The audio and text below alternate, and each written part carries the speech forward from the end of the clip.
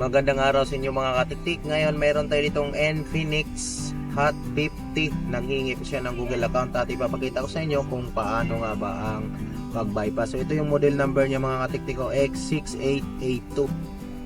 So dapat nakakonect na tayo sa Wi-Fi. So nakita nyo naman mayroong siyang padlock na sign dito sa upper left side mga katiktik. So yan, pag i-tap mo to katulad dati ng mga pinagbabypass natin mga katiktik is hindi na po siya working. Kaya ang kailangan natin dito mga katiktik is yung SIM card na may PIN code. So kung hindi mo pa alam paano lagyan ng PIN code ang SIM card mga katiktik, bisitahin mo yung description. Nandyan ang link kung paano nga ba lagyan ng PIN code ang SIM card. So para kung may GCash yan, may ano din yun mga katiktik, additional security ng iyong SIM card. So yun, pag na ganyan na mga katiktik, nanghihingi na, i-jig lang natin at isa-swipe ito natin mga katiktik. Ito swipe natin pa left side. Naku po, nasubrahan ng swipe mga katiktik. So ito yung problema dito, pag nasubrahan mo ng swipe, hindi mo na mai-swipe yung phone. So ang kailangan mo gawin mga katiktik kapag ganyan is kailangan mo lang i-restart ang iyong phone. Patayin mo lang, restart. Long press mo lang yung power switch and then restart. Antayin mo lang magbukas ulit mga katiktik. Yan. Hintay lang tayo na magbukas siya mga katiktik. At habang hinihintay natin yan mga katiktik, kukuha lang muna ako ng tubig mga katiktik. Ayan. So yun, nagbukas na siya mga katiktik. At pagbukas yan, proceed tayo. Ito yung nakuha kong tubig sa halip pa mga katiktik. So next natin, papakita ko lang ulit sa inyo mga katiktik. Ayan, may padlock pa rin siya sa taas. Sabihin may Google account. Ayan, so dapat na-connect tayo sa Wi-Fi. So pag hingi dyan mga katiktik, dapat hindi tayo mapasubra ng swipe. Ayan, kanina napasubra, kaya dapat ganyan lang. Pag nakita mo tong setting, yan, pipindutin mo yung setting na yon. Yan, swipe ng konti itong setting. Yan, tapos itong more settings. Tapos ito mga katiktik yung pipindutin natin. Yan, set up portal service.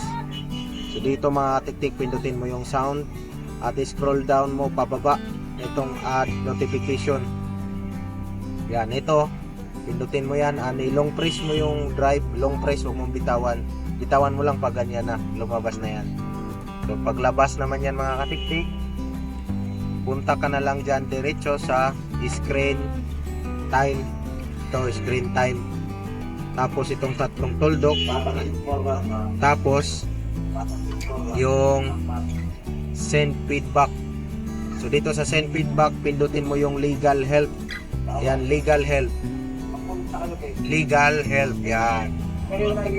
Tapos play mo lang yung YouTube at ito, pindutin mo yung YouTube mismo. Yan, ito, YouTube. Yan, allow, pwede rin doon allow mga katiktik. Itong tatlong tuldok, and then punta ka dito sa terms and privacy, terms. Tapos yan, sundan mo lang mga katiktik, back mo para makatype tayo dito ng address bar. So yan, pwede mo naman pabagalan ang setting yan sa YouTube mga katiktik. Kung nabibilisan ka, pabagalan mo na lang. So yun, tatype natin. So mas maganda nga yan mga katiktik pag pinanood mo sa malaking screen. So tap mo yung setting. At ito nga yung ating phone mga katiktik. Ayan o, Infinix Hot 50 add-on X6882. At ito ay Android 14 na mga katiktik. Yan, so dito Android 14, medyo latest na po siya mga katiktik. Ang sunod natin gawin mga katiktik is yun, yung accessibility. Ayan, accessibility turn on, allow. Tapos magkakaroon ka dyan ng ito parang green na nasa screen mga katiktik. Magagamit natin yan. Ayan, so punta tayo dito sa digital well-being, setup, get started, and then parent. Ayan, get family link, and then piliin mo yung Palm Store. So yun, kailangan niya i-agree mga katiktik. Kailangan dito mga katiktik, pabilisan ng daliri. Yan o, kailangan mo pindot agad yung agree. So ang gagawin ko, Palm Store, tapos pindutin ko yung always. Tapos dapat mapindot yung agree kasi pag hindi, papasok agad siya sa Play Store. Yan, kailangan pag Git Family mapindot yung agree mga katiktik para makapasok tayo sa Palm Store. Itong agree. Agree ang dapat pindutin dyan mga katiktik, agree.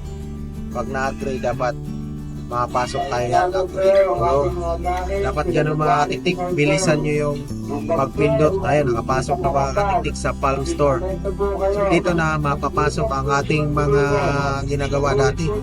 I-download natin yung activity launcher dito mga katiktik. Yan, so maghintay lang tayo ng ilang saglit para ma-download at ma-install ang activity launcher. So ganun lang mga katiktik. Yan, installing na tayo. Yan, so open lang natin. Okay. So maghintay lang ulit tayo ng ilang saglit. So paalala lang mga katiktik, kapag itong video na to ay nakatulong sa inyo, huwag naman sana kalimutan i-like. Kahit like lang mga katiktik, sapat na, masaya na tayo dyan mga katiktik. So dito lang mga katiktik, Android setup, pindutin mo at itong walang setting assign, trampoline deferred mga katiktik, i-tap mo. Tapos skip mo lang dito. Ayan, next. Tapos yan mga katiktik, copy without cable. Tapos pagdating dito mga katiktik, pansin nyo, manghingi ng ano mo lang, use Google account. So pindutin mo yan at ito na yung kalabasan niya. Next mo na lang mga katiktik at kukuha ka ng isa pang Android na cellphone mga katiktik. Ang gagawin mo na lang is pumunta ka sa Google Play Store at i-search mo yung Google, yung MyG na icon mga katiktik. Yan, Google, yung MyG na icon, yan, ito letter G as in go. Yan, install mo yan and then open. Tapos dito mga katiktik, i-search mo lang sa kanya, yung type mo set up my device, or pwede ka rin gumamit ng microphone ng iyong cellphone. So type mo na lang and then search. So ito yung kalabasan niya mga katiktik, get started, at magko-connect na po itong dalawang cellphone. Yan, i-next mo na lang, copy. So kakapihin niya. So ito, i-enter lang natin yung ating lock screen dito sa ating isang Android na cellphone mga katiktik, yung kung ano yung password. So yan, copy, kinakopy po niya yung Google account dito sa ating luma na cellphone papunta dito sa ating Hot 50. Yan, nakopy niya yung mga katiktik. Continue set up on your device, new device, on your new device. So antayin natin dito mga katiktik, may lalabas dito. At ang pipindutin lang natin is yung don't copy. May antayin natin mga katiktik. Huwag kayong kukurap, yan ito, don't copy. Pindutin mo. So yung isa natin na cellphone mga katiktik, pwede na natin yung itabi. Ayan ito, don't back up. Kung may lalabas man ng ganun sa inyo, set up mo na lang yung mga katiktik. Ayan, skip. No thanks. So babalik ulit yan mga katiktik doon sa pinaka-umpisa mga katiktik. Normal lang po yan kapag nagbabypass tayo ng ganitong klaseng unit, yung Hot 50 na Android 14. So yun bumabalik dito, set up mo na lang yan mga katiktik. Yung nga sinasabi ko, itong isa na phone mga katiktik, hindi na natin kailangan yan. So mag set up na lang tayo. Yan, tabi na lang natin to. Dahil success na po itong natin mga katiktik, pagbabypass ng ating Infinix Hot 50. Sana naman ay nasundan nyo mga katiktik ang ating mounting tutorial sa ating channel, at pag nakatulong ay huwag nang kalimutan mag-like. Like lang, okay na yun mga katiktik. At kung gusto mo namang maging updated sa mga video na i-upload ko, subscribe mo na rin mga katiktik yan. So ganyan lang. So pag set up mo lang, next mo na lang yan mga katiktik hanggang makarating ka sa home screen. Ganun lang kabilis sa sundan yan mga katiktik. So kung hindi man ganyan yung process ng iyong na-encounter, siguro iba yung security patch.